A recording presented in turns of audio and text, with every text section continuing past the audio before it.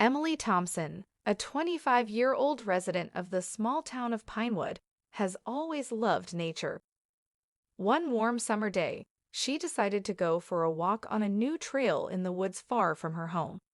Emily took a small backpack with water, a snack, and a compass, wearing comfortable sneakers and her favorite t-shirt. She also grabbed a small sketch pad and a pencil, hoping to capture the beauty of the forest. The weather was beautiful, the sun shining softly through the foliage of the trees. Birds sang their songs, creating a peaceful atmosphere. Emily walked along the path, enjoying the beauty of nature around her. She took pictures of beautiful flowers and unusual trees, breathing in the scent of pine needles and forest herbs. From time to time, she stopped to sketch a particularly picturesque landscape.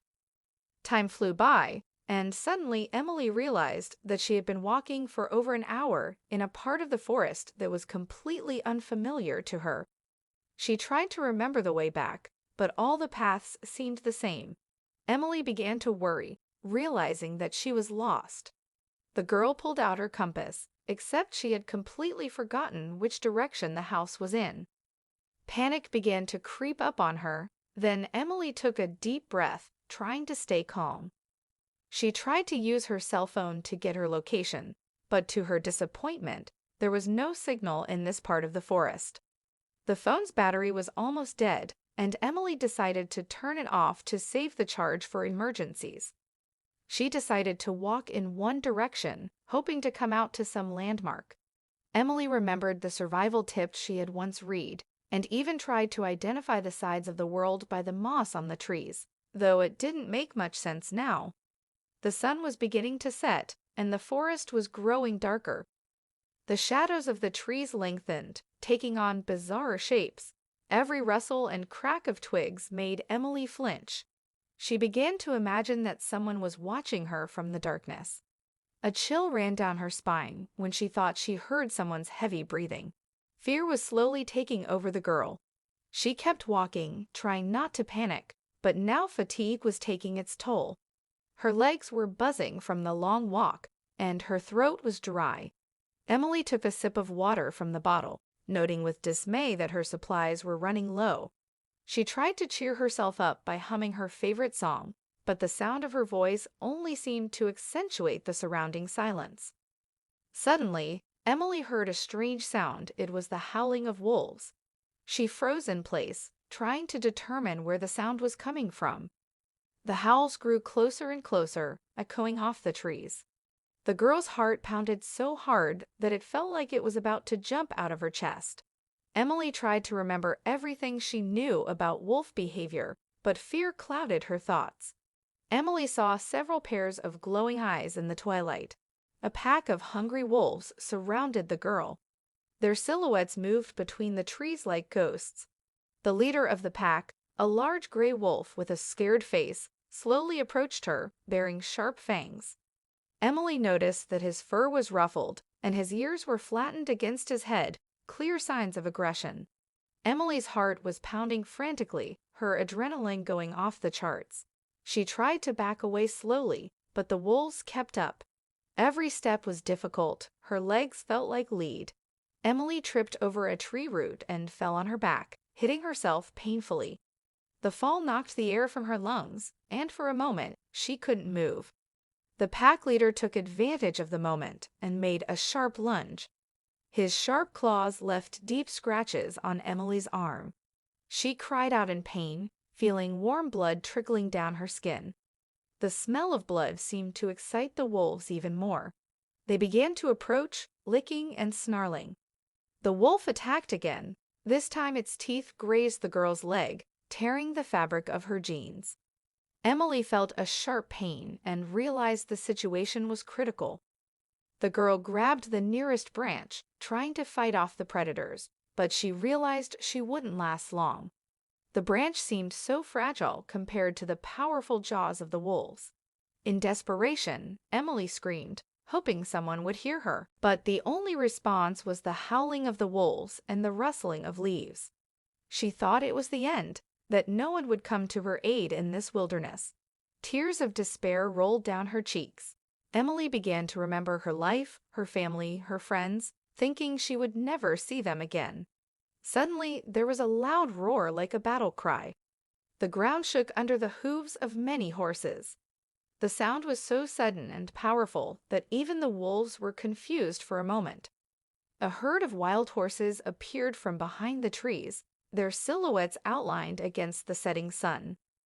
Emily couldn't believe her eyes, thinking she was hallucinating from fear and fatigue.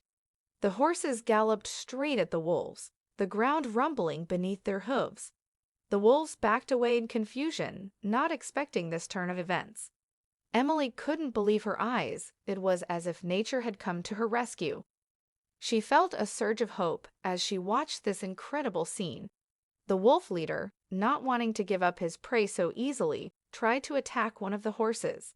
But the predator immediately received a powerful blow with a hoof, from which he flew several meters away.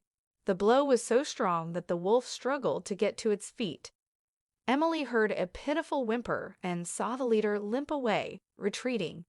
The other wolf was also thrown back by the horse's blow, whinnying pitifully in pain. The rest of the pack began to retreat, tucking their tails. Realizing that the forces were unequal, as there were too many horses, the wolves finally retreated and disappeared into the forest, vanishing into the darkness. Emily exhaled with relief, still not believing in her miraculous rescue. She looked at the horses with amazement and gratitude, shuddering every now and then from the horror she had experienced. The herd began to move slowly away, but one horse remained. It was a beautiful Nestor mare with a white star on her forehead and large intelligent eyes. Emily felt a strange connection to this animal, as if they had known each other all their lives. The horse approached Emily cautiously, as if realizing that the girl was frightened and hurt. Emily reached out a trembling hand, and the horse gently touched her nose, allowing herself to be stroked. At the touch of the animal's warm fur, Emily felt the fear slowly recede. She buried her face in the horse's mane, tears of relief streaming down her cheeks. Emily felt incredibly calm around this majestic animal. There seemed to be some inexplicable bond between her and the horse. The mare scrutinized Emily's wounds as if assessing their seriousness. Emily noticed that the horse's eyes were full of sympathy and understanding. To the girl's surprise, the mare knelt down as if inviting Emily to sit on it. Emily hesitated, having never ridden a horse without a saddle before, but instinct told her that this was her only chance to get out of the woods. She gathered all her courage and decided to trust this amazing creature. With difficulty overcoming the pain from her wounds, the girl climbed onto the horse's back. She felt the animal's muscles tense under her weight. The mare rose slowly, giving Emily time to adjust and find her balance. Emily wrapped her arms tightly around the horse's neck, feeling the animal's warmth and strength. The mare slowly moved forward, carefully picking her way between the trees. Each step was smooth, as if the horse was trying not to hurt Emily. The girl clung tightly to the horse's mane, trusting it completely. She felt a strange calmness, as if she knew that everything would be all right now. So they rode on for several hours. Night shrouded the forest, but the horse's eyes seemed to find their way easily in the darkness. Emily fell into a half-sleep from fatigue and blood loss, then came to her senses again. She lost track of time, trusting her four-legged savior completely.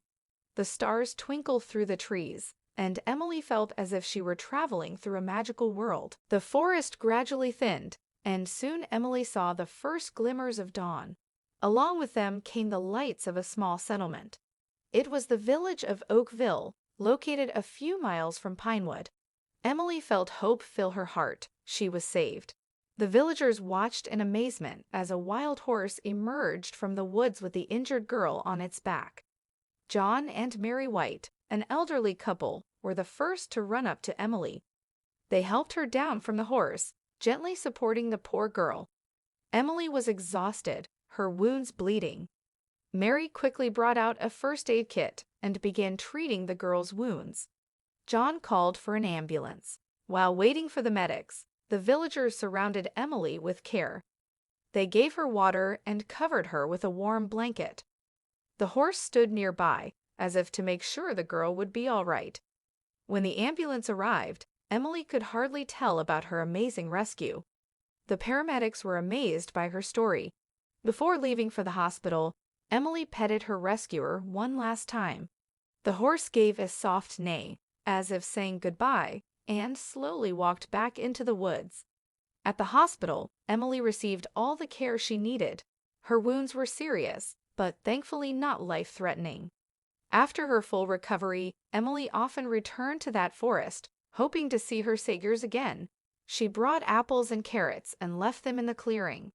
Sometimes she was able to watch the herd from afar, and each time she recognized her base savior among the horses. This incredible adventure changed Emily's life forever. She became a wildlife advocate and even organized a foundation to preserve the wild horse population. Years later, while walking in the woods with her daughter, Emily saw a familiar Nestor mare with a white star on her forehead. The horse approached them, allowing herself to be petted. In that moment, Emily realized that miracles do happen, and that the connection between humans and nature can be much stronger than we think.